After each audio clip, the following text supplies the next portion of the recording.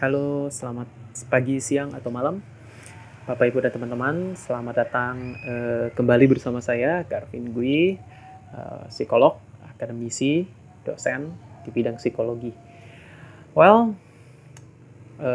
pada topik kali ini saya ingin membahas tentang manfaat tersenyum secara ilmiah. Ya, kenapa saya bahas manfaat tersenyum? Ya, ini apa ya? Fake it till you make it. Ya, jadi saya ngambil pepatah itu, tiru sampai kita bisa.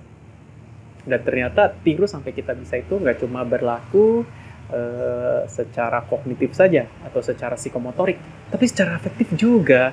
Ya, ini menarik, makanya saya mau bahas, dan ini ilmiah teman-teman ya, Bapak Ibu. Ini ada risetnya. Jadi bukan asal ngomong atau bukan pseudoscience.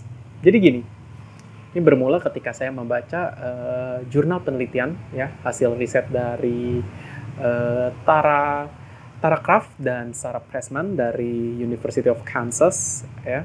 Menarik banget. Ya, jadi Kraft dan Pressman ini mengumpulkan orang, eksperimen ya. Mengumpulkan orang dibagi ke 3 kelompok. Ini kalau orang barat emang suka bikin riset eksperimen-eksperimen gini. Kelompok pertama.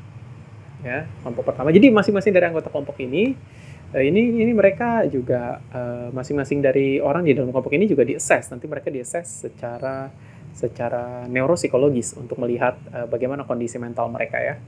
Jadi kelompok yang pertama mereka ketiga kelompok itu diberi treatment yang berbeda-beda. Kelompok yang pertama itu netral aja.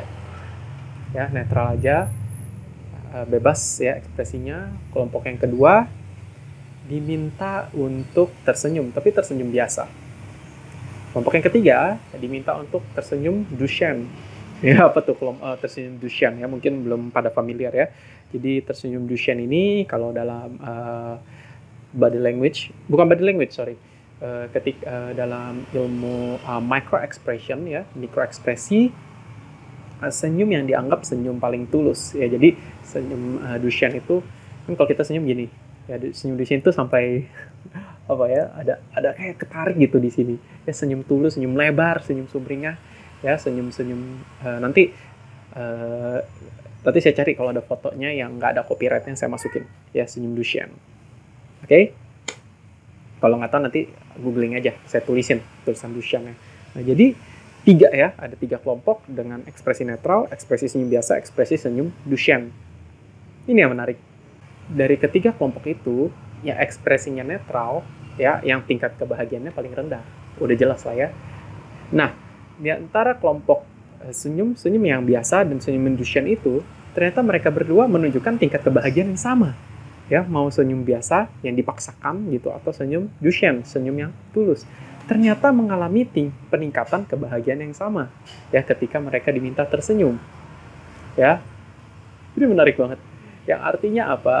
Artinya mau senyumnya dipaksa atau senyumnya tulus atau senyum yang beneran ya, memberikan dampak psikologis yang sama.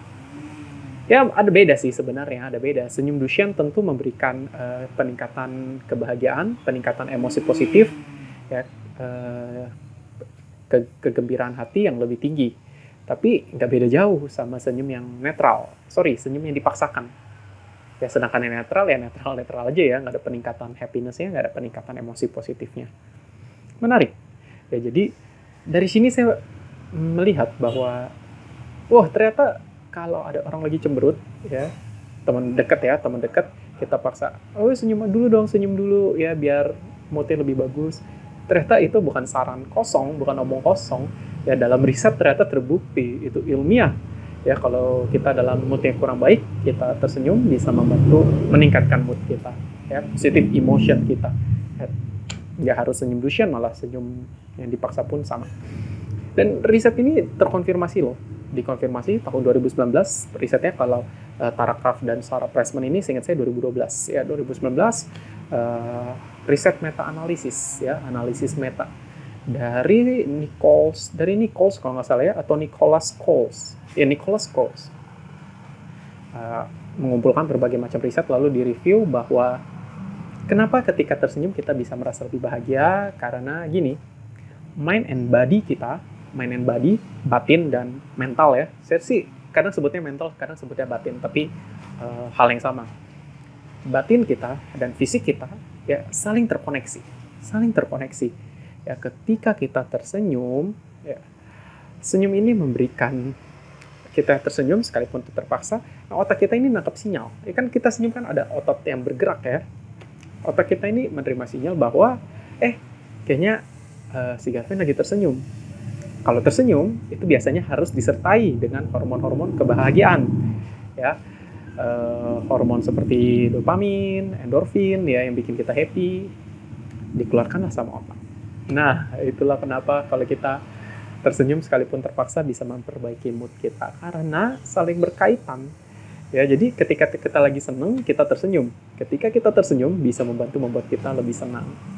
Demikian pula dengan cemberut, ya. Dengan cemberut, ya, ekspresi muka kita buat lagi marah dan lain-lain, otak kita menerima sinyal itu dan dia berpikir bahwa kalau lagi cemberut harus disertai dengan hormon, misalnya ya, hormon stres, kortisol.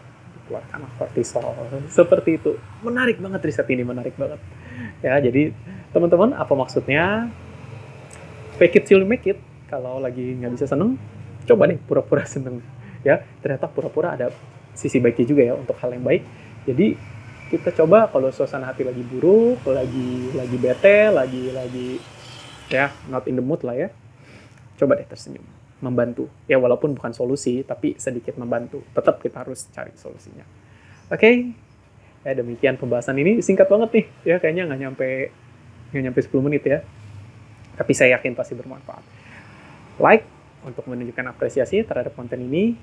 Komen kalau ada yang ingin dibahas, mungkin ada komentar atau mau request topik, dan jangan lupa share kalau konten ini dirasa bermanfaat supaya teman-teman kita di Facebook, di WA, di Line, di Instagram bisa dapat manfaat dari video ini. Oke, thank you, sampai bertemu lagi, sampai jumpa.